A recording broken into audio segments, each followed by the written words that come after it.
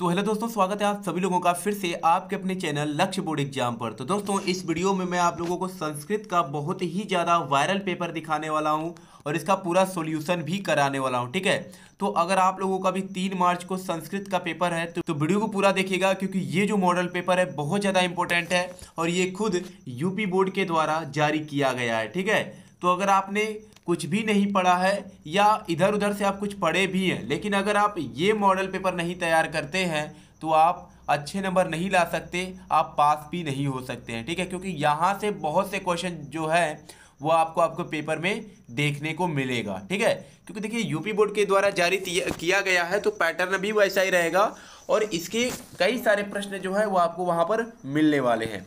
तो समय 3 घंटे 15 मिनट का है, पूर्णांक 70 नंबर का होगा। प्रारंभ के 15 मिनट परीक्षार्थियों को प्रश्न पत्र पढ़ने के लिए निर्धारित है। प्रश्न पत्र 2 खंडों अ तथा खंड ब में विभाजित है। खंड अ तथा ब में 2 उपखंडों क तथा ख में विभाजित है। तो यहाँ पर कुछ निर्देश दिए गए जिन्हें आपको अच्छे से पढ़ लेना है। सबसे पहला खंड है खंड अ, जो कि है वस्तुनिष्ठ प्रश्न, यानी कि इसमें बहुविकल्पीय प्रश्न पूछा जाएगा। उपखंड पहले में पूछा गया है कि प्रश्न संख्या 1 एवं 2 गद्यांश आधारित प्रश्न है। गद्यांश को ध्यान से पढ़ें और उत्तर का चयन करें। तो यहाँ पर देख सकते हैं कि गद्यांश दिया गया है और प्रश्न संख्या 1 और 2 इसी गद्यांश पर आधारित है। पहला क्वेश्चन है उक्त गद्यांश का शीर्षक है, यानी ये जो गद्यांश है किस चैप्टर से लिया गया है। तो देखिए यहाँ पर आप पहले ही लाइन से समझ जाएंगे, शंकर केरल प्रदेशे, मतलब यह जो होगा यह आदि शंकराचार्य चैप्टर से लिया गया है। शंकर कस्मिन प्रदेशे जन्म लेभे, यानी शंकर किस प्रदेश में जन्म लिए थे। तो यहाँ पर लिखा भी गया है कि शंकर केरल प्रदेशे मालावार प्रांते पूर्णाख्यया नद्या तटे स्थिते सलग ग्रामे अष्टाशीत्यधिके सप्तशतमे ख्रीष्टाब्दे समुद्र कूले जन्म लेबे। ठीक है, तो केरल प्रदेश में, यानी केरल प्रदेश में इन्होंने जन्म लिया था। तो दूसरे का जो उत्तर होगा वह बी हो जाएगा, केरल प्रदेश से। ठीक है, दूसरा ऑप्शन करेक्ट हो जाएगा। तीसरा क्वेश्चन पूछा गया है कि गुरु नानक कस्य पितु नाम किम। तो बहुत आसान क्वेश्चन है, इसका उत्तर आप लोग बताइएगा। देखिए ये किताब से ही क्वेश्चन पूछा गया है तो सबका जो उत्तर है आपको चैप्टर में मिल जाएगा। तो चौथा क्वेश्चन, पांचवा क्वेश्चन भी आसान है, पृथिव्याम कति रत्नानि संति, तो त्रीणि रत्नानि संति। 6 नंबर भी क्वेश्चन आसान है, ये आपका जो श्लोक दिया पद्यांश उसमें ही इसका रिक्त स्थान भरना है। 7वां भी आसान है, तो ये आप खुद कर सकते हैं। ठीक है, तो 10 तक जो क्वेश्चन है ये आपकी किताब से है। अब आता है उपखंड ख, जिसमें कि व्याकरण से क्वेश्चन है। तो इसका मैं आपको उत्तर बता देता हूं। जैसे पहला इक प्रत्याहार के वर्ण हैं, तो इक प्रत्याहार में ई आता है, उ आता है, फिर री आता है और री आता है। ठीक है, तो ये 4 वर्ण आते हैं। तो कौन सा ऑप्शन करेक्ट हो जाएगा? दूसरा ऑप्शन करेक्ट हो जाएगा, ई उ री और री हो जाएगा। त का उच्चारण स्थान है, कंठ है कि मूर्धा है कि दंत है या ओष्ठ है। तो त का उच्चारण स्थान क्या होता है? दंत होता है। तीसरा ऑप्शन करेक्ट होगा। हरिम वंदे में संधि है, परस वर्ण संधि, अनुस्वार संधि, श्रुत्व संधि या ष्टुत्व संधि। तो इसमें परस वर्ण संधि है। कौन सी संधि है? परस वर्ण संधि इसमें है। फिर 14 नंबर क्वेश्चन है नमस्ते का संधि विच्छेद होगा, नमस धनते या नमः धनते या नमो धनते या इनमें से कोई नहीं। तो नमस्ते का जो संधि विच्छेद है वह होता है नमः धनते। क्या होता है? नमः धनते होता है, यह होता है नमस्ते का संधि विच्छेद। और देखिए बहुत ज़्यादा इंपॉर्टेंट क्वेश्चन है ये सभी प्रश्न, तो एक एक प्रश्न को ध्यान से देखना है। राज्ञा पद किस विभक्ति एवं वचन का रूप है? तो इसका आप लोग उत्तर बताइएगा। ठीक है, मिल जाएगा, सब किताब में ही आपके दिया हुआ है। वारी पद का षष्ठी एक वचन का रूप क्या होगा? तो वार्ड होगा। ठीक है, वार्ड क्या हो जाएगा? वार्ड हो जाएगा इसका षष्ठी विभक्ति एक वचन का रूप। तीसरा ऑप्शन करेक्ट होगा। नमामि रूप है, लोट लकार उत्तम पुरुष एक वचन का है या लट लकार उत्तम पुरुष एक वचन का या विधि लिंग लकार उत्तम पुरुष द्विवचन का है या इनमें से कोई नहीं। तो जो नमामि रूप है या लोट लकार उत्तम पुरुष एक वचन का है, तो आपको उस पठती का याद कर लेना है, इसके आधार पर ही सब बता देंगे। जैसे लोट लकार का अगर हम पठ धातु पढ़ें तो पठतु पठताम पठंतु पठ पठतम पठत पठामी। तो देखिए वही अब नमामि, पठामी मतलब नमामि, तो उत्तम पुरुष एक वचन हो जाएगा लोट लकार। भवेयु रूप किस लकार का है? देखो पठतु तो भवेयु यानी लोट लकार का ही है। ठीक है, लोट लकार प्रथम पुरुष एक वचन का, तो इसमें केवल लकार बताना है तो लोट लकार हो जाएगा। प्रतिदिनम में समास है, बहुव्रीहि समास, अव्ययी भाव समास, द्विगु समास या कर्मधार है। तो इसमें अवयव लगा हुआ है तो क्या हो जाएगा, अवयवी भाव समास हो जाएगा।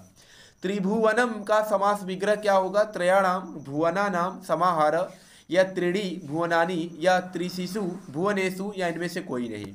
तो इसका हो जाएगा त्रयाणाम भुवनानाम समाहार, पहला ऑप्शन करेक्ट होगा।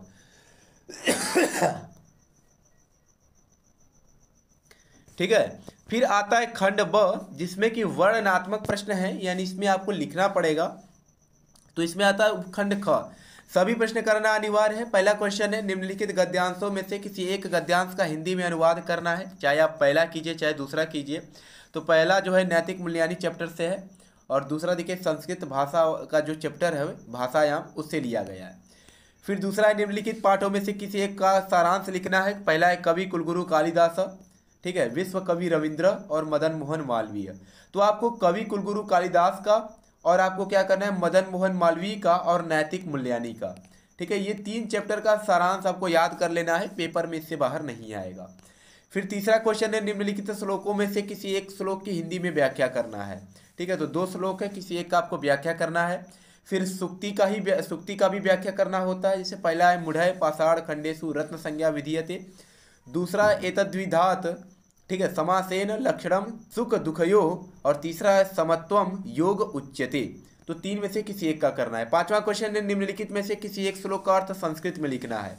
काव्य शास्त्र विनोदेन कालो गच्छति धीमताम व्यसनेन च मूर्खाणाम निद्रया कलहेन वा।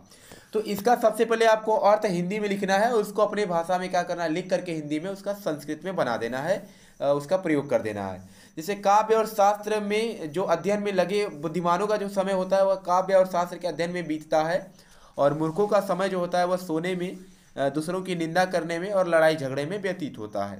तो इसको ही क्या करना है, थोड़ा सा चेंज करके संस्कृत में लिख देना है।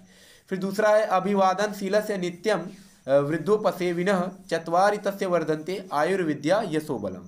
तो इसका भी करना है वैसे ही। फिर 6 का पहला क्वेश्चन है, निम्नलिखित में से किसी एक पात्र का चरित्र चित्रण हिंदी में लिखिए। महात्मनः संस्मरणानि पाठ के आधार पर महात्मा गांधी का, कारुणिको जिमुत वाहन पाठ के आधार पर जिमुत वाहन का, और वयम भारतीय पाठ के आधार पर दीपक का। आपको क्या करना है, महात्मा गांधी का चरित्र चित्रण और जिमुत वाहन का चरित्र चित्रण, ठीक है, इन दोनों लोगों का चरित्र चित्रण आपको याद कर लेना है। पेपर में इन्हीं दोनों लोगों में से किसी एक का पूछा जाएगा। फिर 6 का ख क्वेश्चन है, निम्नलिखित में से किसी एक प्रश्न का उत्तर संस्कृत में देना है। महात्मा कुत्र जन्म लेबे जिमुत वाहन कस्य पुत्र आसीत। ठीक है, तो किसके पुत्र थे, जिमुत केतु के पुत्र थे। सुमेधा कस्य तनया आसीत, सुमेधा किसकी पुत्री थी, ये आपको बताना है। फिर आता है उपखंड ख, जिसमें कि 7वें का पहला क्वेश्चन है, निम्नलिखित रेखांकित पदों में से किसी एक में नियम निर्देश पूर्वक विभक्ति का नाम लिखना है। तो ये मैं आपको बताऊंगा कि कैसे आप विभक्ति पहचानेंगे। अहम रामम पश्यामि, मैं राम को देखता हूँ। तो राम को मतलब बालक को, कर्ता ने कर्म को, तो कौन सा, द्वितीय विभक्ति। ठीक है, वृक्षात पत्राणि पतंती, वृक्ष से पत्ते गिरते हैं, यानी अलग हो रहा है, यानी कर्ता ने कर्म को करण से, संप्रदान के लिए आपादान से अलग होने पर, यानी पंचमी विभक्ति। बालकः विद्यालय पढ़ती, बालक विद्यालय में पढ़ता है, सप्तमी विभक्ति हो जाएगा। ठीक है, मे पे पर। निम्नलिखित में से किसी एक पद में प्रत्यय लिखना है। श्रुत्वा, गंतुम, पठनीय और अजा। निम्नलिखित में से किसी एक का वाच्य परिवर्तन कीजिए। सीता पत्रम लिखती, मया गम्यते, बालकः गीताम पढ़ती। ठीक है, तो ये सब मैं आपको पढ़ाऊंगा, क्योंकि एक दिन का भी आपके पास समय है, 3 मार्च को पेपर है। तो कल इन सब टॉपिक पे मैं वीडियो बना करके अपलोड करूंगा, और सभी वीडियो को देख लेना है। ठीक है, क्योंकि इसी से क्वेश्चन आएगा। निम्नलिखित वाक्यों में से किसी 3 वाक्यों का संस्कृत में अनुवाद करना है। आप लोग बोलते हैं, तुम राम या हरि जाता है, लड़की को पढ़ना चाहिए, इस समय तुम कहाँ जा रहे हो, बंदर पेड़ पर चढ़ता है। तो अगर आपको संस्कृत में ट्रांसलेट करने नहीं आता है तो इस पर मैंने वीडियो बनाया है कि संस्कृत में अनुवाद कैसे बनाएं। ठीक है, तो लगभग 1,40,000 बच्चों ने उस वीडियो को देखा है। अगर आपको नहीं आता है तो जा करके उसको देख लीजिएगा। अगर आप उस वीडियो को अच्छे से देख लेते हैं तो आपको संस्कृत में अनुवाद बनाने आसानी से आ जाएगा। और आपको देख भी लेना है, क्योंकि देखिए 6 नंबर का क्वेश्चन पूछा जा रहा है, तो हल्के में नहीं लेना है, क्योंकि ये 6 नंबर का क्वेश्चन है। तो जा करके देखिए, और अगर देख लेते हैं तो आप आसानी से क्या कर सकते हैं, संस्कृत में अनुवाद बना सकते हैं। फिर 10 नंबर क्वेश्चन है, निम्नलिखित में से किसी एक विषय पर संस्कृत में 8 वाक्यों में निबंध लिखना है। तो केवल 3 टॉपिक पर निबंध तो केवल आपको 3 टॉपिक पर निबंध तैयार कर लेना है। किस पे, पहला सदाचार पर। ठीक है, सदाचार पे पढ़ लेना है। फिर परोपकार पे पढ़ लेना है, ठीक है, परोपकार पर। और तीसरा किस पे पढ़ना है, तो तीसरा विद्या महत्वम पर, ठीक है, किस पे, विद्या महत्वम। अगर इस 3 टॉपिक पे आप निबंध तैयार कर लेंगे तो इससे बाहर नहीं आएगा। और तीनों टॉपिक पर मैंने निबंध बताया है, बस सर्च करना है, आपको वीडियो मिल जाएगा। फिर 11 जो कि लास्ट क्वेश्चन है, निम्नलिखित पदों में से किसी 2 पदों का संस्कृत वाक्यों में प्रयोग करना है। गणेशाय हो गया तो श्री गणेशाय नमः कर भी, ये भी कर सकते हैं। त्वम मधुरम सर्वत्र गक्षामः। तो वाक्य प्रयोग आप तभी कर पाएंगे जब आपको संस्कृत में अनुवाद बनाना आएगा, ठीक है, क्योंकि इसमें भी क्रिया लगाना पड़ेगा और कहाँ पे कैसे आपको लिखना है, ठीक है, किस विभक्ति का उपयोग करना है, किस पुरुष का करना है, तो ये तभी आएगा जब संस्कृत में अनुवाद बनाना आएगा। तो अगर आप संस्कृत में अनुवाद बनाने वाला वीडियो देख लेते हैं तो 6 नंबर उसका और 4 नंबर यहाँ से 10 नंबर आप आसानी से ला सकते हैं, ठीक है। अगर और पास होने के लिए आपको 23 नंबर चाहिए और 8 नंबर अगर आप निबंध का तैयार कर लेते हैं, अगर 3 निबंध तो 18 हो जाएगा। और 4-5 क्वेश्चन अगर आप बहुविकल्पी सही कर देते हैं तो आप 23 नंबर बहुत ही आसानी से ला देंगे और संस्कृत के पेपर में पास हो जाएंगे, ठीक है। तो बहुत ज़्यादा नहीं करना है, बस 2-3 टॉपिक को अच्छे से पढ़ लेना है, जिससे कि अगर क्वेश्चन आए तो आप उस क्वेश्चन को अच्छे से कर पाएँ, ठीक है। तो पहला अनुवाद, दूसरा संस्कृत में निबंध और वाक्य प्रयोग, और बाकी तो 4-5 क्वेश्चन तो आप ऐसे ही कर ही लेंगे, उसका जो बहुविकल्पीय प्रश्न आता है तो आप आसानी से पास हो जाएंगे, ठीक है। तो चलिए मिलते हैं नेक्स्ट वीडियो में एक नए टॉपिक के साथ, तब तक के लिए धन्यवाद।